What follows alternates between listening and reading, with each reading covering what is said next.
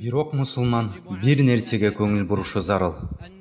Аллах Таалага ибадат кылуу, сооптуу иштерди аткаруудагы бири-бири менен болгон жарышуу жана Аллах ыраазы болгон амалдарды аткаруудагы аракет белгилүү ай же күндөр менен гана чектелип калбашы керек. Эгер берекелүү Рамазан айы өтүп кетсе, аны менен адамдын ибадаты токтоп калбайт.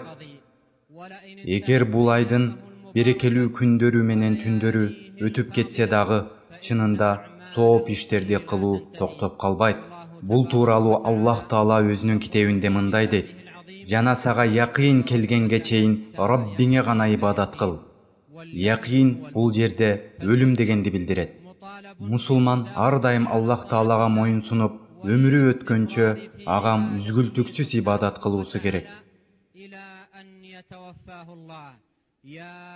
О ыйман келтирген адамдар, Аллахтан чындап корккула жана мусулман болуп гана өлгүлө.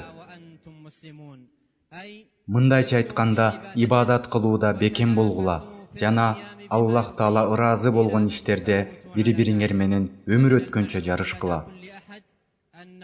Жана баарына маалым, ажал кимге качан келерин биз эч кимибиз билбейбиз. Ошондуктан ар бир мусулман Аллахка итаат кылып жана ибадаттарына бекем болуп, ажалдын келүүсүнө кайсыл жерде болбосун дайым даяр болушу керек.